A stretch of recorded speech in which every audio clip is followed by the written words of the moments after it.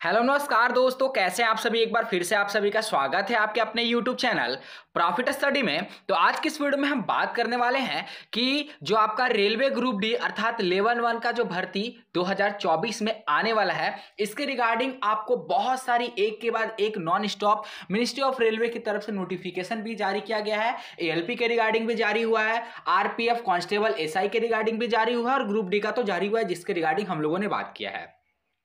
जैसे ही यहाँ पे मिनिस्ट्री ऑफ रेलवे का एक के बाद एक नॉन स्टॉप ऑफिशियल नोटिफिकेशन जारी हुआ, सभी कैंडिडेट जो कैंडिडेट प्रिपरेशन नहीं कर रहे थे वो सभी कैंडिडेट प्रिपरेशन में लग गए हैं। और अगर आपने भी अभी तक तैयारी शुरू नहीं की है तो तैयारी जरूर से जरूर शुरू कर दीजिएगा, ठीक है। क्योंकि जब इसका ऑफिशियल नोटिफिकेशन आ जाएगा तो फिर पता नहीं, अगर मिनिस्ट्री ऑफ रेलवे पूरा फुल फॉर्म स्पीड में रही तो एग्जाम भी कंडक्ट जल्दी करवा लेगी, आपको अपना प्रिपरेशन का समय नहीं मिलेगा। इसीलिए जितने कैंडिडेट अभी से तैयारी नहीं कर रहे हैं, फटाफट करके तैयारी शुरू करिए। धीरे धीरे ही सही, पर अपना जो तैयारी है उसे बूस्टअप देना शुरू कर दीजिए। बहुत जल्द आपको चैनल पे मैं कोशिश कर रहा हूं कि साइंस के ग्रुप डी में जितने भी प्रीवियस ईयर क्वेश्चन आए थे उन सभी प्रीवियस ईयर को आपके साथ डील किया जाए लाइव क्लासेस के तौर पे। तो मैं उसका पूरा सेटअप कर रहा हूं, जैसे पूरा सेटअप कंप्लीट हो जाएगा आपको हम जरूर से जरूर इन्फॉर्म करेंगे, ठीक है।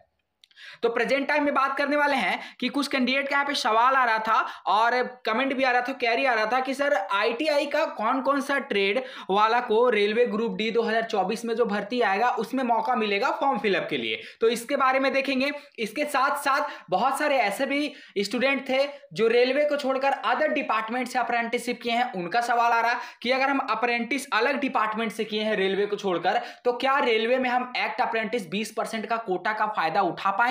उसके बारे में भी आज की इस वीडियो में हम देखने वाले हैं। तो चलिए वीडियो की शुरुआत करते हैं। इससे पहले जो लोग भी चैनल पे फर्स्ट टाइम है सब्सक्राइब नहीं किए, सब्सक्राइब करके बेल बटन को ऑन कर दीजिएगा ताकि रेलवे से related A to Z information आप सभी को मिलती रहे। डिस्क्रिप्शन में आपको टेलीग्राम ग्रुप, व्हाट्सएप ग्रुप का लिंक मिलेगा, जरूर जरूर ज्वाइन कर लीजिएगा। हर तरह का इंपॉर्टेंट अपडेट आपको वहां पे देखने को मिलते रहता है। इंडियन रेलवे की तरफ से, मिनिस्ट्री ऑफ रेलवे की तरफ से ये जो सर्कुलर है बहुत टाइम पहले से ही यहाँ पे रेलवे के जितने भी वेबसाइट पे आप विजिट करिएगा इस तरह का रेलवे सर्कुलेट आपको देखने को मिलेगा कि अगर आप लेवल 1 अर्थात ग्रुप डी में जॉब पाना चाहते हैं तो आपको कौन कौन सा एजुकेशनल क्वालिफिकेशन क्राइटेरिया का सामना करना पड़ेगा। सबसे पहला एजुकेशनल क्वालिफिकेशन क्राइटेरिया में फर्स्ट नंबर में अगर बात करें तो जो आपका 18-19 में क्राइटेरिया था उसको बदल दिया गया है। आप लोग भी इसके बारे में पहले से ही जानते हैं, इसके रिगार्डिंग हमने आपको सबसे पहले इंफॉर्मेशन दिया था। अभी प्रेजेंट टाइम में बात करें तो लेवल 1 अर्थात ग्रुप डी में वैसे ही कैंडिडेट फॉर्म को फिल कर सकते हैं जो या तो पहली बात ITI किए हो या फिर CCA का सर्टिफिकेट हो, जिनके पास कोर्स कंप्लीट एक्ट अप्रेंटिस का सर्टिफिकेट हो। अब जो कैंडिडेट सिंपल 10th पास है उनका सवाल आता है कि क्या हमारे लिए भर्ती नहीं आएगी। देखिए डियर, आपके लिए भी भर्ती आएगी पर आपका सीट जो है बहुत कम रहेगा।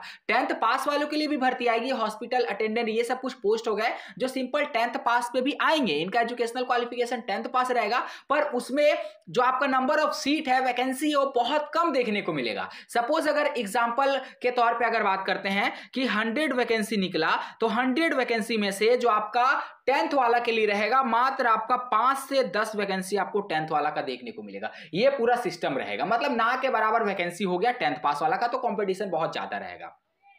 पहला डाउट क्लियर। दूसरा डाउट ये आ रहा था कि CCA को लेकर, रेलवे अप्रेंटिस को लेकर। आप कुछ कैंडिडेट जो है IOCL से अप्रेंटिस किए हैं, कुछ सेल से किए हैं, कुछ DRDO से किए हैं, तमाम तरह का ऑर्गेनाइजेशन से, कुछ सरकारी से किए हैं, प्राइवेट से, कोई सेमी गवर्नमेंट कंपनियों से अप्रेंटिसशिप किए हैं। अब उनका सवाल ये आ रहा कि सर क्या रेलवे अप्रेंटिस जो हम किए हैं, जो रेलवे अप्रेंटिस को 20% फायदा मिलेगा, अगर ग्रुप डी का भर्ती आता है तो क्या हमें भी उतना रिलैक्सेशन मिलेगा, क्या हम भी 20% सीट के लिए एलिजिबल होंगे जो रिलैक्सेशन मिलेगा।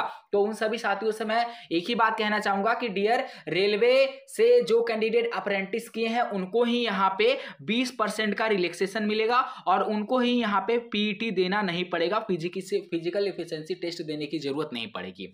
अगर आप कहीं और से अप्रेंटिस किए हैं तो आपको 20% कोटा के तहत कोई भी बेनिफिट प्रोवाइड नहीं होगा, ठीक है। दूसरा सवाल हो गया कवर। तीसरा सवाल हम ये है हमारा कि ITI का कौन सा ट्रेड यहां पे एलिजिबल होगा अप्लाई करने के लिए। तो देखिए यहां पे रेलवे ने साफ साफ नोटिफिकेशन में आपका मेंशन कर दिया है। देखिए कि अगर बात करें कि ट्रेड का, तो यहां पे आपको बताया गया है कि the minimum educational qualification for all future requirement to be notified after 15/6/2019 in level 1 of the pay matrix in technical department. देखिए, आपसे जो भी भर्ती आएगा लेवल 1 का, वो टेक्निकल डिपार्टमेंट के तरफ से रहेगा। ये सारा कुछ आपको पहले इन्फॉर्म किया गया है। कौन कौन सा इसमें आपका डिपार्टमेंट रहेगा? तो सिविल डिपार्टमेंट, सिविल इंजीनियर का रहेगा, mechanical engineer, electrical and signal and telecom department.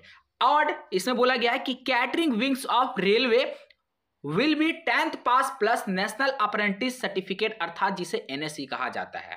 ठीक है, अब आपका सवाल हो सकता है कि सर ये जो आपका सिविल इंजीनियरिंग लिखा है, मैकेनिकल लिखा है, इलेक्ट्रिकल लिखा है, इसमें कौन कौन से ट्रेड आते हैं? तो देखिए, अगर यहां पे सिंपल बात करेंगे तो सिविल का जो बात है, इसमें कंस्ट्रक्शन के रिगार्डिंग आपका काम होता है, आप लोग भी जानते हैं। और मैकेनिकल डिपार्टमेंट के अंतर्गत अगर बात करें तो मैकेनिकल में जैसे आपका कौन कौन सा ट्रेड आता है? फीटर आ गया, टर्नर आ गया, कारपेंटर आ गया, पेंटर आ गया, इस तरह का तमाम ट्रेड। आप जाके लिस्ट एक बार देख लीजिएगा, गूगल पे जाके लिखिएगा कि मैकेनिकल डिपार्टमेंट के अंतर्गत कौन कौन से ट्रेड को शामिल किया गया है, वो सारा ट्रेड आपके पास आएगा।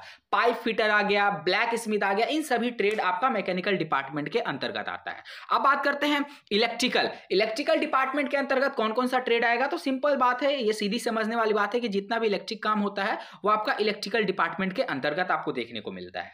ठीक है, उसके बाद यहां पे बोला जा रहा सिग्नल एंड टेलीकॉम डिपार्टमेंट। अब सिग्नल और टेलीकॉम डिपार्टमेंट के अंतर्गत अगर आप बात करोगे तो इसमें आपका इलेक्ट्रॉनिक्स एंड टेलीकम्युनिकेशन का जो ट्रेड आता है वो आ जाएगा।